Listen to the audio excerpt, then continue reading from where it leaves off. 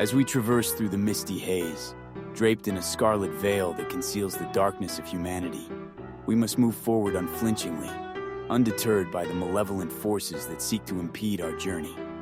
Today, we delve into the tales of those who have endured the unimaginable, emerging victorious, but not without paying a dear price. Join us as we embark on a path shrouded in mystery and horror, unwrapping the enigma that lies within the crimson shroud.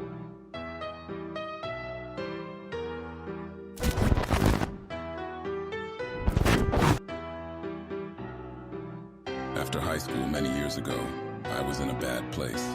My guardian had kicked me out after graduation. She didn't help me find a place to stay, so I lived in my car for a couple months. I met some heavy metal dudes at work one day. I had seen them around town, and all my other friends knew who they were. Everyone loved them. We became friends over a couple months, and they offered for me to move in with them. I agreed. Looking back now, I wish I had just stayed in my car. My two main roommates were brothers named Andrew and Seth. They were in a band. They also believed in the occult and anything of that sort. I never really believed in that stuff, but I'm not one to tell someone what they should believe. They had let me live with them rent-free for several months, so who was I to complain? Being the only female in a house full of young men, I was always looking over my shoulder. You never know who you can trust. Turns out I was right to worry. Over time, their friends started to stay with us for longer periods of time, sometimes weeks. Their friends were another group of brothers that they had gone to school with. There were 5 brothers in total, but only 2 stayed with us consistently. The younger brother, Mark, was very polite. He cleaned up after himself and always helped with the household chores. The other brother, Adam, had a laundry list of mental problems. He had apparently done some bad drugs back in the day, and it had developed into what seemed like psychosis of the religious sort. He had done time in prison for assaulting a woman with a Bible. He would often look you in the eyes and tell you he could see how you would die. Once, he told me that I was possessed by a demon and I needed my soul cleansed. Everyone in the house knew he had these problems, but he was their friend. They helped him through the hard times and gave him a place to stay. Otherwise, he would be on the streets. I was always on guard around him after the things he told me. No one else seemed to be as concerned as I was. They should have been. One day, I was sleeping and my phone rang. It was my boss. He asked if I could come into work an hour early. It was only 12 p.m. I was broke and had nothing better to do, so I said yes. I got up and began getting ready to leave. I walked out into the living room to see Mark and Andrew sitting on the couch, while Adam sat on the floor by the TV. He was watching scripture videos on YouTube, some real end-of-days shit. That was fairly common, so I went about my business. I said goodbye and left for work. My shift at work was almost complete when the phone rang. My boss answered, handed the phone to me, and said, "For you." I was just a cashier, so I assumed it was a friend that couldn't reach me on my phone. I answered the phone and heard a man's voice that I didn't recognize. "Hi, this is Detective Williams. Something happened at your apartment today, and we need you to come to the station to talk about it." I left work immediately. I had assumed one of the brothers had been arrested for drug dealing or something. I was very wrong. I got to the station and was buzzed in. An officer escorted me to a small, cold room with a camera. He gave me a bottle of water and left me by myself for about 30 minutes. My mind was racing, thinking about what could have happened. He came back in and informed me that Adam had stabbed and killed Andrew at around 1 p.m. I was shocked. I had just left the house an hour before it happened, and everything seemed fine. I asked if there had been a fight. The detective informed me that there hadn't been a fight, and it seemed to have happened out of nowhere. I gave my statement to the police and left with nowhere to go, still in shock and confused out of my mind. Our apartment was a crime scene, so I went to another friend's house to watch the news report, since the police wouldn't give me any information on the case. Over the next couple of days, the information began to be released. Adam hadn't just stabbed Andrew once, not twice, but he had stabbed him over and over and nearly decapitated him. After the murder, he ran down the road, still holding the murder weapon. He called 911 and informed them what he had done. I watched the news report in horror. We had known he was unstable, but this He had fully confessed to the brutal murder and provided police with his notebooks. He had apparently been planning to murder all of his brothers, my roommates, and me. He thought we were possessed by demons, and this was the only way to free us. Luckily, none of his other intended victims were there that day. Mark unfortunately witnessed the murder, but he luckily escaped. If I hadn't gotten that call from my boss, I wouldn't be alive today. So, to the man who brutally murdered my friend and wanted to murder me, let's never meet again.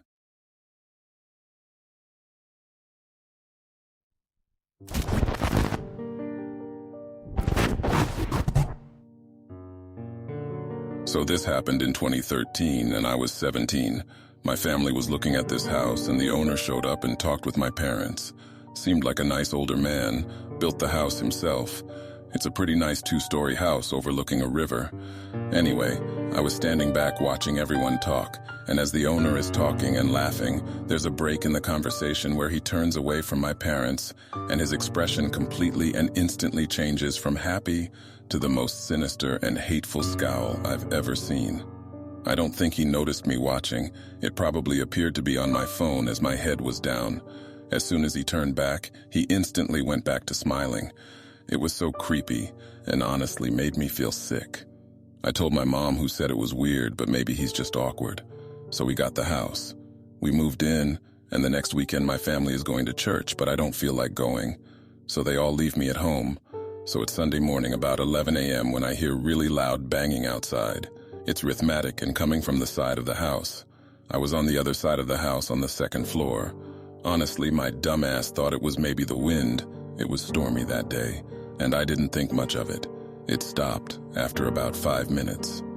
10 minutes later, I hear walking around downstairs, chairs moving, kitchen cabinets opening, and the fridge opening. I immediately quietly go lock my door, grab my baseball bat, and call 911. While I tell them my address, I text my mom and tell her that someone is in the house and that I've called 911.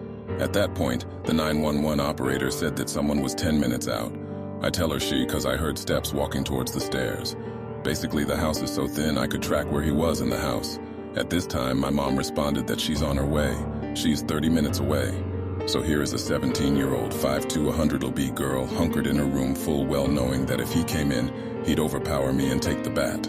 I was fucking terrified. I heard him walk down the hallway towards my door. I saw the handle turn and stop. It was locked. And I heard him stand there. He didn't move. I could hear his breathing. It felt like forever, but really I think it was about 10 seconds. I heard him turn and go back down. I heard the back door open and shut. And about 3 minutes later, the police pulled up. The 911 operator asked me if I could let them in or if they needed to force it. I knew he had left, so I let them in. No one was there, no sign of forced entry, nothing. When my mom got there, she looked at my stepdad and asked if he had changed the locks. He hadn't. I think the creepiest part, and what really validated my story, was that my mom had just vacuumed the hallway, and there were shoe prints that were larger than anyone in our house, and the police hadn't been up there, and they stopped just outside my room. He died about a year after that.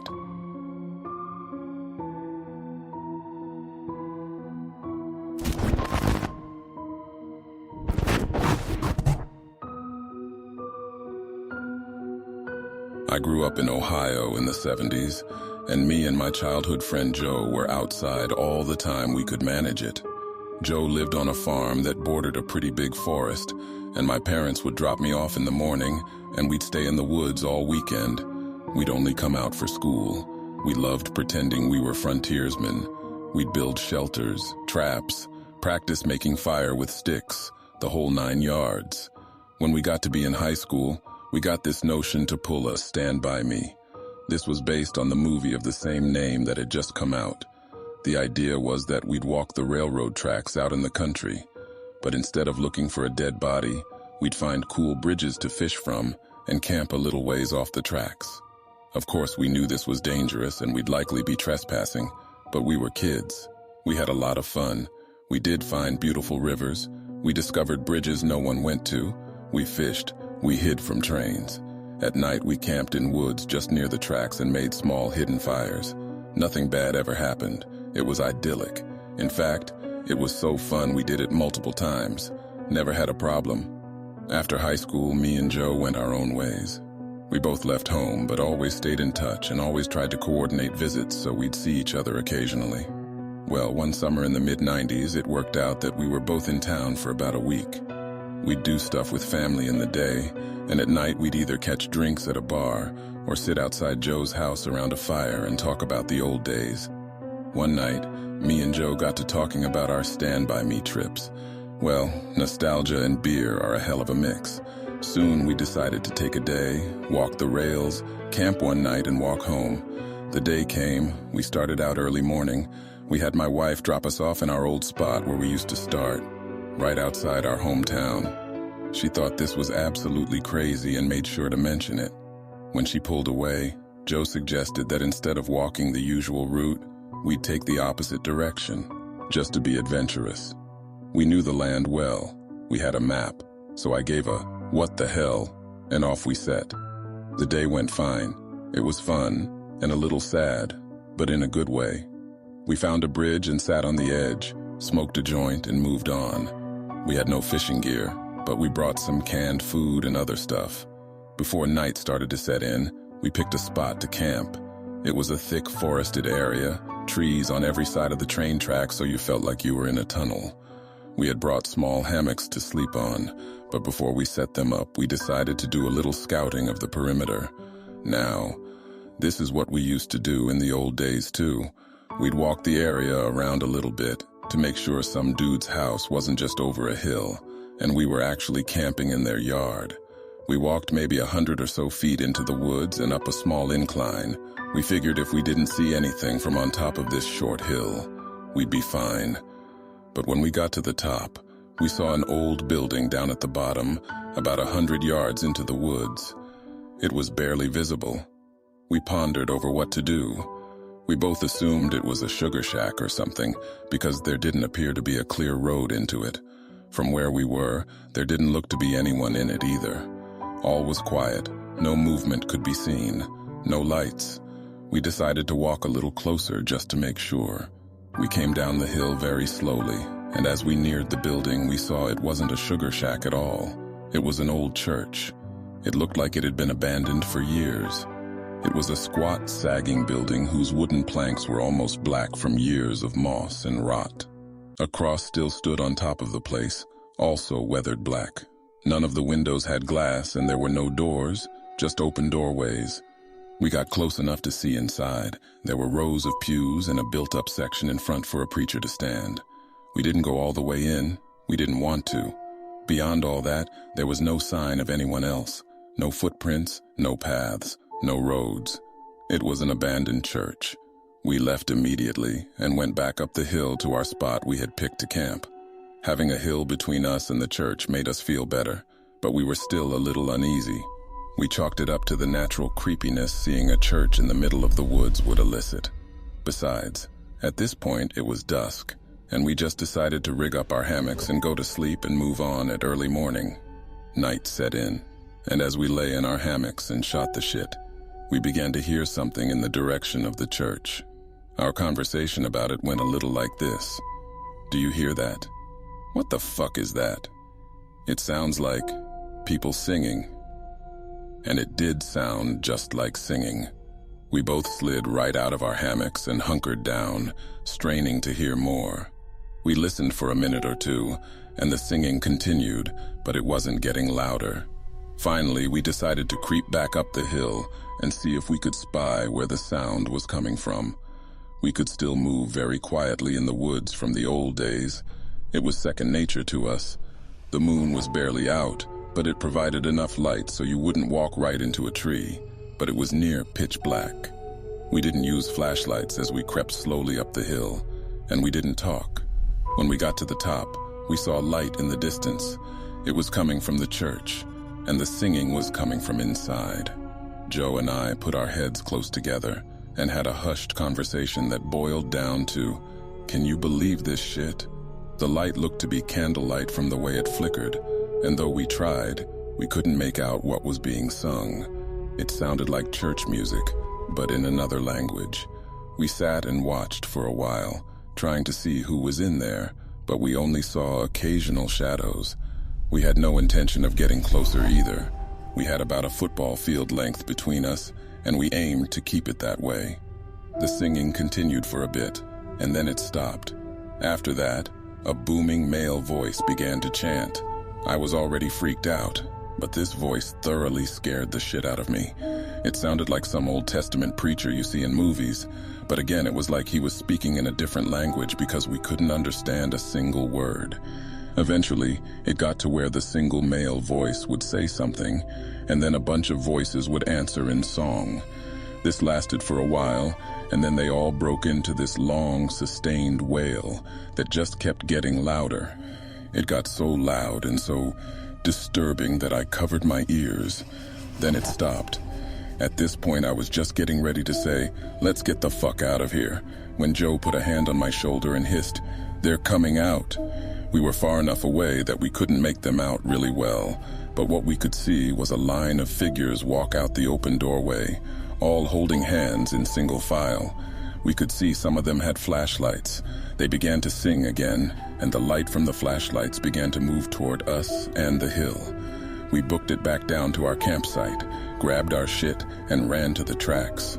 Once there, we ran down the tracks in the direction we had come from. After a few minutes, we stopped and looked back. We saw lights coming down the hill. They were moving erratically like whoever was holding them was shaking them. We continued to run in spurts and walk as fast as we could. We eventually stopped seeing the lights and came to a road. By our map, we knew a small town was about 15 minutes down it, and we walked there, got to a 24-hour gas station and called my wife to come get us. My wife and other friends all just thought it was kids messing around. But I heard those voices, and they sure as hell didn't sound like kids to me. Not sure who those people were, but it was definitely the creepiest thing that happened to me out in the woods.